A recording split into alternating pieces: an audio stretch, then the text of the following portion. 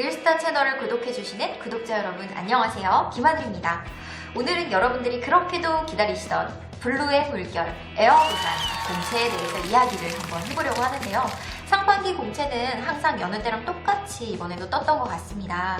내용 보시면 토익이라든지 토익 스피킹, 오픽 등이 주어진 점수 조건 없이 이렇게 나왔다라는 게 우리 예승이들한테는 큰 메리트가 될 것 같아요. 점수만 가지고 있으면 그게 500점이든 400점이든 상관없이 지원이 가능하다고 합니다.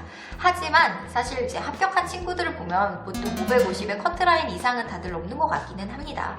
이게 조금 팩트라는 점 한번 말씀을 드리고 싶고요. 여기 보시면 2019년 8월 졸업 예정자까지만 지원이 가능하니까 내년 2월에 졸업 예정자인 친구들은 살짝 이번에는 자소서를 써보는 시간으로만 삼으시고요. 살짝 조금만 기다려봤다가 우리 중반기 이후부터 지원을 해주시면 된다. 여기까지 좀 말씀을 드리고 싶습니다. 자, 에어부산 같은 경우는 항상 자기소개서 똑같은 항목이라 이미 여러분 써 있어야 된다는 생각도 사실은 합니다. 내 항목의 문항이 늘 동일하고요. 500자라는 글자 수도 굉장히 클래식하게 늘 똑같고요. 그 질문 사항들도 너무나 똑같습니다. 첫 번째는 본인의 성장 과정에 관련한 내용이고요. 두 번째는 당사의 우리 회사의 지원 동기입니다. 세 번째로는 자신의 장점과 단점에 대한 기술을 해달라고 했고요. 마지막으로는 입사 후의 구체적인 포부에 대해 밝혀달라는 이야기였습니다. 사실은 너무나 클래식해가지고 여기에 대해서 하나하나 다 열거하기에는 조금 필요가 없을 것 같아서 이런 거는 하지 마라, 이거 하면 떨어진다, 이런 부분을 항목마다 좀 소개를 해드리고 싶고요. 이런 거 하면 좀 붙는다, 이런 것들도 항목마다 제가 정리를 해드리려고 하니까 눈 크게 뜨시고 오늘 채널 주목해주세요. 우선 1번부터 보겠습니다. 성장 과정에 대한 내용에서 가장 중요한 건 뭔지 아세요, 여러분?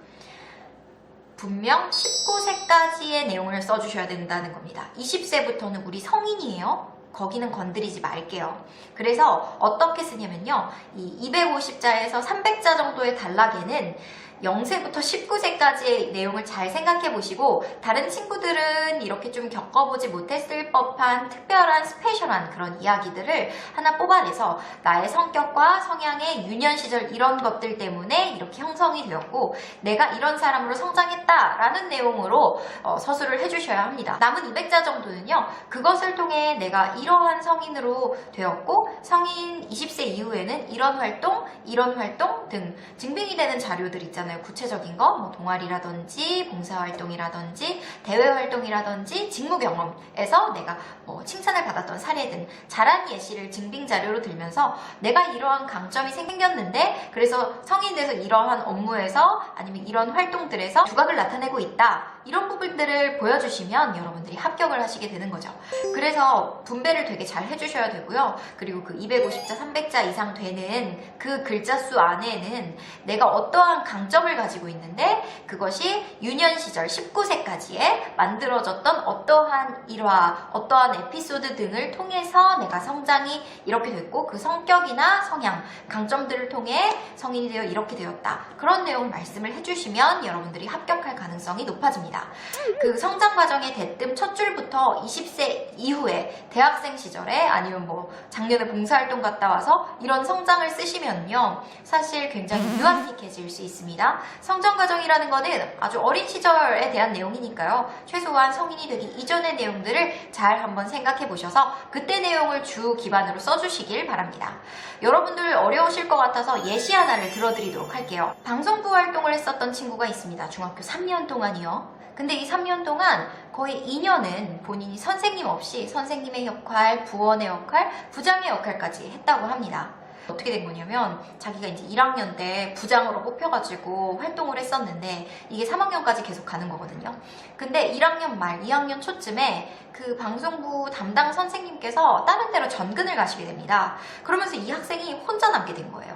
우선 부원들을 계속 이끌면서 임시 선생님이 오실 때까지, 맡아줄 선생님이 오실 때까지 계속 그 부를 이끌면 된다라는 생각으로 계속 이끌었는데 결국에는 그게 졸업할 때까지 담당 선생님이 나타나지 않으셔가지고 그냥 본인이 이걸 이끌었다고 합니다. 본인은 원래 아나운서 담당으로 들어왔었는데 아나운서 하는 것뿐만 아니라 마이크 음량을 조절하는 법을 배우고 카메라 렌즈 초점을 맞추는 걸 배우고 그리고 기기를 고치는 법을 배우고 그리고 예산을 측정해서 교무부에다 올리는 것도 본인이 엑셀을 이렇게 쳐서 아주 어린 시절 시절부터 문제를 해결하는 능력을 기를 수 있었다고 합니다. 이러한 계기를 통해서 그 친구는 조금 더 어떠한 문제를 딱 만났을 때도 어려워하지 않고 당황하지 않고 그런 사람으로 성장을 해서 대학교 1학년 때부터 과대표로 4년 동안을 활동을 했었고, 지금의 카페에서도 매니저를 역임하면서 지금도 직원들을 관리하고 있는 그런 대학생 아르바이트생이 됐다. 여러분들도 이 성장 과정에 대해서 쓸 때에는요, 주 내용이 본인의 어린 시절에 관련한 내용이어야 된다는 부분을 꼭 잊지 마세요. 회사에 지원하게 된 동기는요, 에어부산에만 있는 것들을 파악하셔서 써주셔야 된다는 내용입니다. 저는 이제 최근 기사라든지 뉴스 소식들을 여러분들한테 좀 전달하면서 여러분들이 어떤 걸 써야 될지 소스를 조금 던져주고 싶어요. 우선 당사에 지원하게 된 동기, 이거는 에어부산의 승무원이 지원하게 된 동기잖아요. 그래서 에어부산이라는 회사를 선택한 이유가 가장 크게 드러나야 하고, 두 번째로 승무원인 게 드러나야 됩니다. 사실은 그 두 가지의 교집합을 같이 섞어서 넣는 게 가장 좋지만요, 다른 항공사랑은 다르게 에어부산 승무원은 뭐가 좋고 에어부산이라는 회사는 뭐가 좋은지를 알아보셔야 이걸 쓸 수가 있는데요. 제가 파악한 에어부산은요, 우선 굉장히 정이 많고 따뜻한 조직 문화를 가지고 있는 그런 회사라는 생각이 들었습니다. 최근의 기사 몇 가지만 살펴볼게요.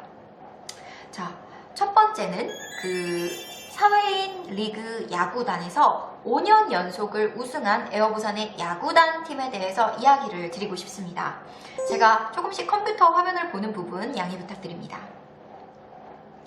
네.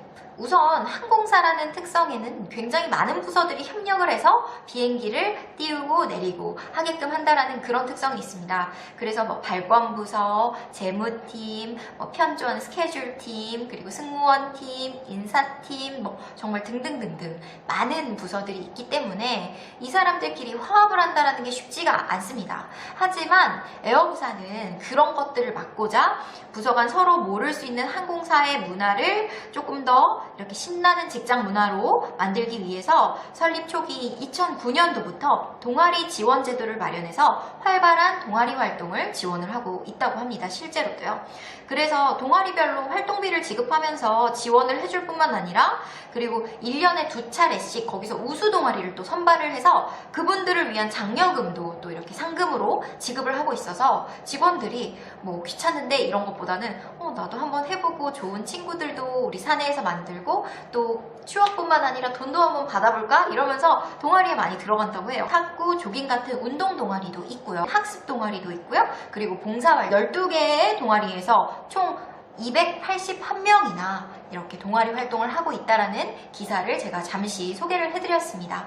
이렇게 부서 간의 정을 나눌 수 있는 동아리가 있다라는 것 자체, 신바람 나는 조직 문화를 형성하려는 회사의 노력 등이 정말 에어부산을 가고 싶게 만드는 것 같네요. 두 번째, 저비용에는 전혀 없는 한밀 서비스 제공 관련한 내용인 것 같습니다. 한국인은 밥심으로 살아간다는 말도 있잖아요. 그래서 이 따뜻한 한밀을 계속 에어부산은 사실 서비스를 했었어요. 올해 4월부터 기내식 서비스인 카페 블루를 조금 더 성장을 시키기 위해서, 이거는 어쩔 수 없이 그만두기는 하지만 여태까지 계속 무료로 따뜻한 식사를 제공을 했었던 유일한 저비용 항공사입니다.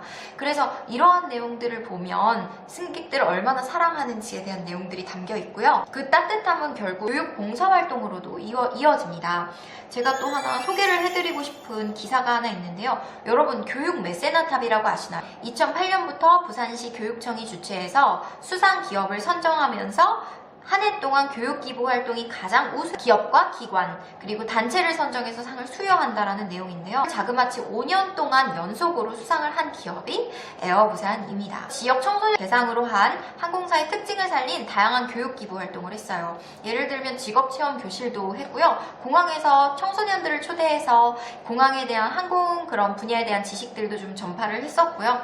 그리고 고등학생 학업 지원, 시설 아동의 자립을 돕는 1억 원 규모의 드림 보탬 장학금도 지원을 했다고 하고요. 케빈 승무원 체험 프로그램인 드림 아카데미라는 것도 지원을 했고요. 그리고 롯데자이언츠의 정말 보석 같은 선수죠. 홍보대사인 이대호 선수와 함께하는 꿈의 야구 교실 등 청소년들의 꿈과 희망, 장래를 촉진시킬 수 있는 그런 것들을 이런 에어부산에서 하고 있다는 부분만 봐도 굉장히 따뜻하고 정이 깊고 소속되어 있는 것만으로도 애사심이 뿜뿜하고 내가 뭔가 사회에 보탬이 되는 일원이 될 수 있다는 그런 만족감을 주는 회사니까요. 이런 것들을 강조하면서 내가 에어부산에 들어오고 싶다라는 내용을 이야기하신다면 지원 동기로는 만점, 합격을 하실 수 있는 여러분은 합격자가 될 수 있다는 부분까지 저는 말씀드리고 싶습니다. 세 번째로는 장점과 단점 관련해서인데요.